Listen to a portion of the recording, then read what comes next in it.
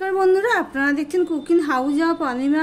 টাইটেলে thumbnail দেখে তোমরা বুঝেই গেছো কি করব। হ্যাঁ, আমি আজকে আমের মিষ্টি আচার করব। তার জন্য আমি এখানে 1 কেজি আম কিনে নিয়ে এসেছি। এই আমগুলোকে এবার আমি কেটে নেব।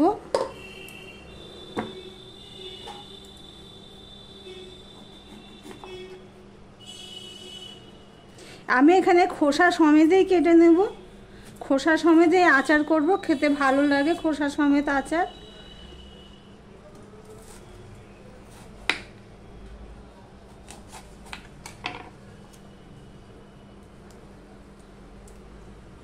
ঠিক আমি এইভাবে আমগুলোকে কেটে নেব। ভিডিওটি স্কিপ করো না, তাহলে বুঝতে পারবেন আমি কি কি দিচ্ছি, কিভাবে করছি। প্লিজ বন্ধুরা,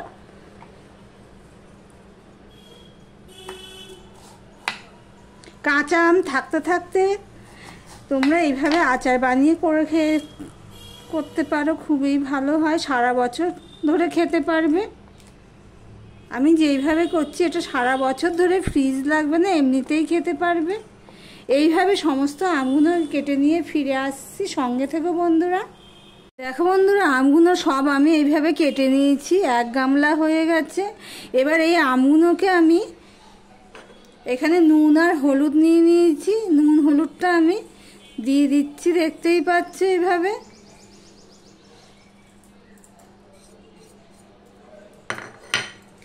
এইভাবে আমি মাখিয়ে নেব।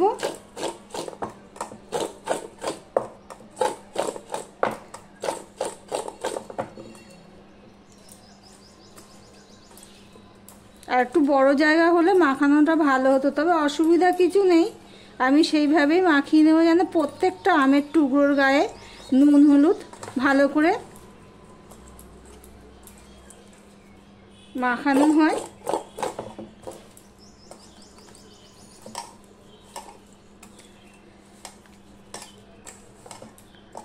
এবারে আমি এগুলো, এই দেখো একটা বড় সাইজের থালা নিয়েছি।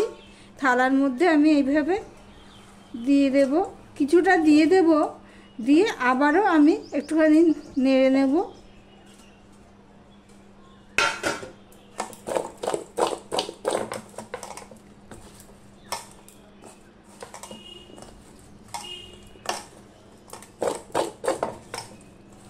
তাহলে দেখতে থাকো বন্ধুরা, এরপরে কি করব প্লিজ সঙ্গে থেকো।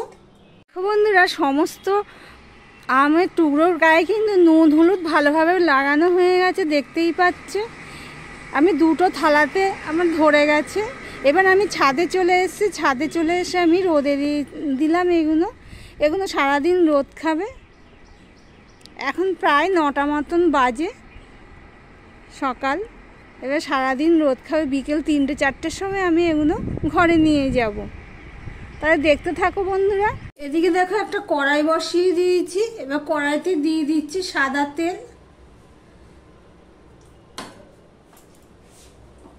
দেখো বন্ধুরা, আজকে না মেঘলা মেঘলা ছিল, প্রায় 2 ঘন্টা মতন রোদ খেয়েছে, তারপর মেঘলা হয়ে এসেছে। ঠিক এরকম হয়েছে আমগুলো, খুব একটা শুকায়নি। তবে রোদে না দিয়েও তো আমের আচার করা যায়। একটু জল টেনেছে। এবার আমি একটা শুকনো লঙ্কাকে 2 ভাগ করে তেলের মধ্যে দিয়ে দিলাম। 5 ফোড়ন, 1 চামচের মতো। ফোড়নটা ভালো করে হতে হবে। দেখো ফোড়নের গন্ধ বেরিয়ে গেছে। এবার আমি দিয়ে দিচ্ছি আমের টুকরোগুলো। পুরো রোদটা পেলে না এরকম জলটা আর হতো না।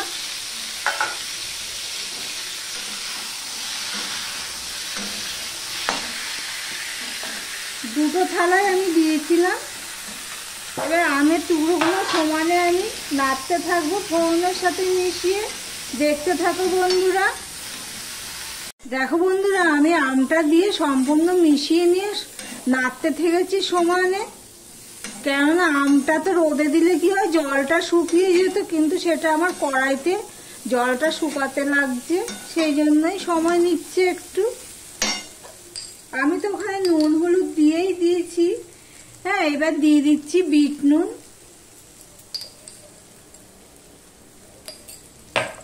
বিট নুন দিয়েও আমি সম্পূর্ণটা মিশিয়ে নিচ্ছি, দেখতেই পাচ্ছ।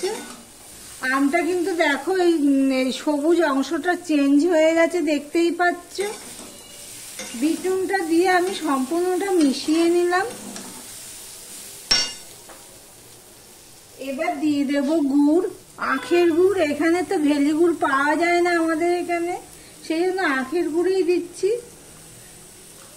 প্রায় 400 গ্রামের মতন আমি গুড় দিয়ে দেবো। আমটা কিন্তু খুব একটা টক নেই, সেই জন্য টক বুঝে গুড় দিতে হবে। আমি মুখে দিয়ে রেখেছি।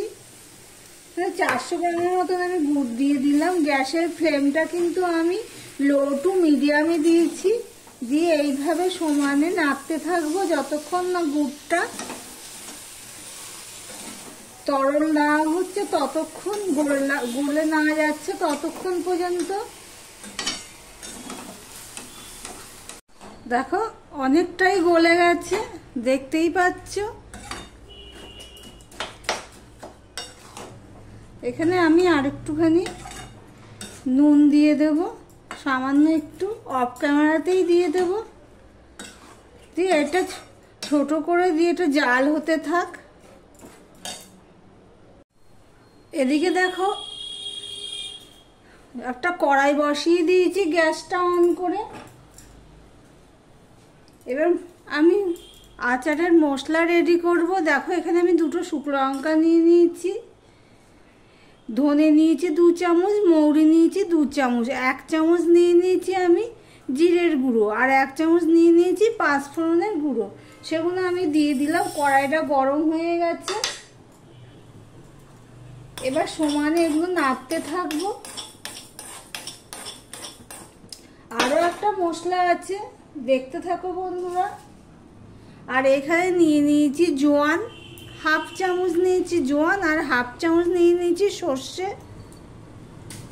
আমার ভিডিওটি যদি ভালো লেগে থাকে প্লিজ লাইক কমেন্ট শেয়ার করে দিও। আর যারা নতুন বন্ধু ভিডিওটি দেখছো এখনো পর্যন্ত সাবস্ক্রাইব করোনি, তোকে বলবো চ্যানেলটি সাবস্ক্রাইব করে পাশে থাকার জন্য। বন্ধুরা ফটফট করে শব্দ হচ্ছে, এই অবস্থায় আমি জোয়ান আর সর্ষে দিয়ে দিলাম। মানে এগুলো অর্ধেকটা মতো ভাজা হয়ে যাওয়ার পরেই দিলাম। যে এটা সমেত আমি ভেজে নেব।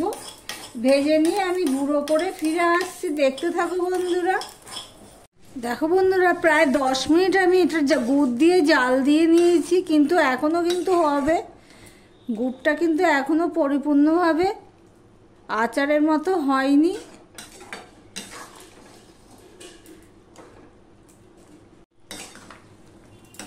এদিকে দেখো আমি ভাজা মশলাটা আমি পাউডার বানিয়ে নিয়েছি একটুখানি, পুরো ফাইন পাউডার না, একটুখানি থাকবে ওরকম। এবার আমি দিয়ে দিচ্ছি 2 চামচের মতন আমি এখন দিয়ে দিলাম।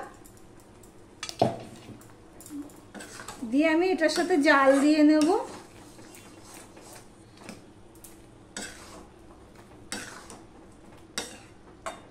গুড়টা জাল পড়ে আছে, আঠা আঠা হয়ে গেছে। এটা ঠান্ডা হলে আরেকটু বসে যাবে। আমি মিনিট খানিক জাল দিয়ে দিচ্ছি মিডিয়াম টু লোতে রেখে।